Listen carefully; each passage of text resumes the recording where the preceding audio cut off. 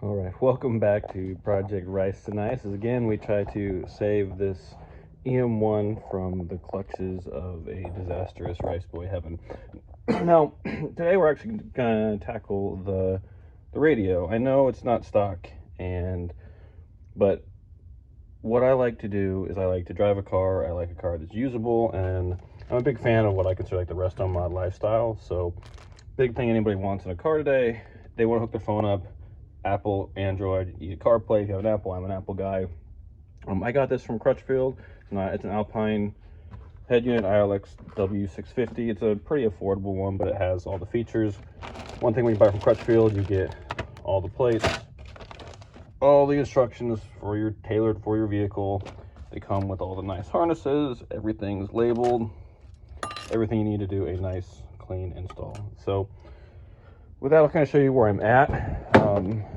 Rice Boy Heaven has wires going everywhere in here. I was kind of tearing up the carpet, getting ready to clean it, and then I was like dealing with the wiring harness that was already in here. So I decided to just get the unit. It kind of goes in here. Everything's already out, so it'll be nice, easy to work in here, and I'll show you how easy this is.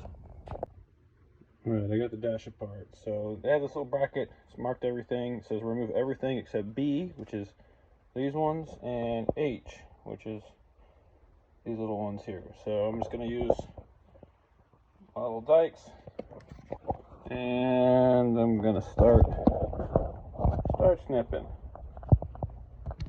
Should be pretty easy because they're just plastic. Okay, well then I'll go on assembly after that. Also, we have kind of a mess in our dash there. I want to go let you know what the dash looks like. Kind of all taken apart, and I'll pull all the wires I don't need out of there. The next is these tabs. They're marked left and right, so we remove actually all tabs from them as well. These just screw onto that plastic trim piece here, and then into the side of the radio. Okay, this is what the radio mount looks like assembled. There's two screws on the side. These side mounts, they have little clips on the side. They hold this bottom support tray in. And what it holds is actually in the bezel, is just these little clips that you didn't hook on. So next step is to kind of line this up, install the radio in. You can kind of screw it in these sides. They match up with these. Everything's kind of cut and prepped on this. It should just slide right in, and we'll show you what it looks like. All right, you can see you can use these 4 screws to kind of set where it's going to sit in, right? And again, all that holds this in the dash is these little clips. They shove in really tight, so I'm gonna be able to show that on camera, but they just kind of clip in behind here. So once I snap this in place, this is actually ready to install into the dash once I get the wiring part fixed out. And just like that, it was a little kind of pain to kind of snap this in. You can see gaps here, but once it's in car, you won't be able to see them. Now it's got to hook up wiring, speakers, and all that, and it's going to be a nice radio for this car. So again, it's Apple CarPlay, Android, all the things that I think you want in a modern car in this old car. So again, that wasn't too bad. So again, when you buy from Crutchfield, you get all the kits, you get all the tools, you get all the little things to make a clean install versus just using the generic stuff. And again, this is the radio I got. It's on sale. It's nice. So wire it up, and then I'll plug it in, and then we'll go from there. Okay, I've confirmed that this owner literally has ran 2 sets of everything. 2 sets of wires, 2 sets of preamps, 2 sets of remotes and speakers. It looks like the factory wiring harness is what's hooked up to speakers in the back, so I'm going to take my chances on this harness here.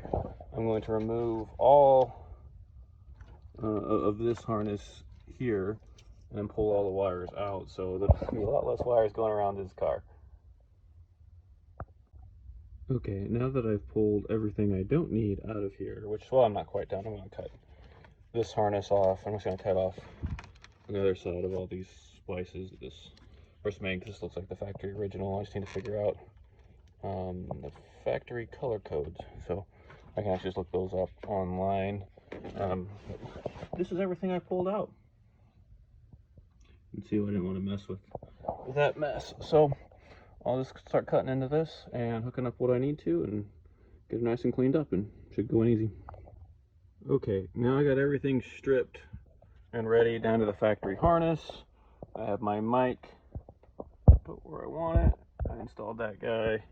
And my harness I looked up online, and then I just wrote all my color codings, so where to go, what's going to be used.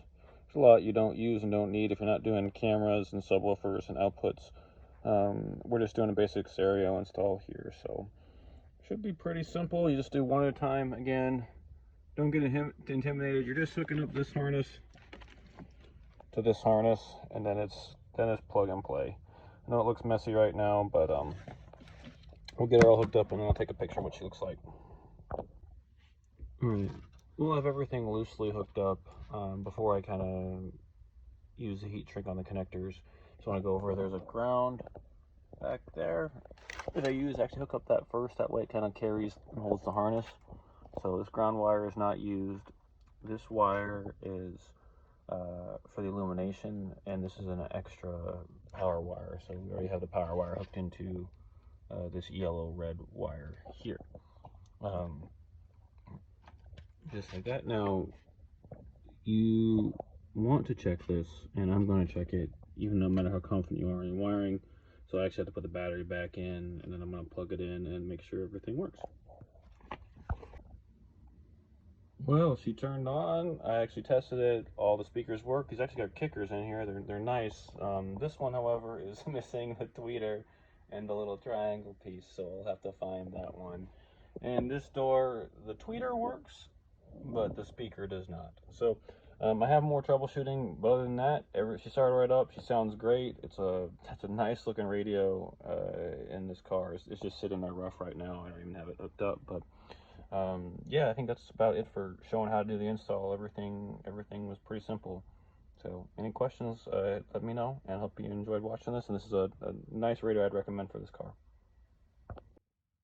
And one last look that after I got it kind of nice and cleaned up with my chafe tape, I leave a couple things open: the remote, the power antenna, and then I like to leave the fuse in place you easily get at it. So other than that, it's just plug this in, put her back together, and she's ready to go. I did not wire up the parking light yet. This is just so you're not supposed to, these have a thing so you can't watch movies while you're driving. So a lot of people just bypass this. I'm actually going to hook it up. You just run to the carpet here and hook it into this wire down here. It connects to the parking brake, but I don't really need to show that. I think everyone can figure that out, or which most people bypass it. I'm not going to bypass it on a car that's not for me. But again, yeah, that's it. That's all I got to show on this install. Thanks for watching, guys.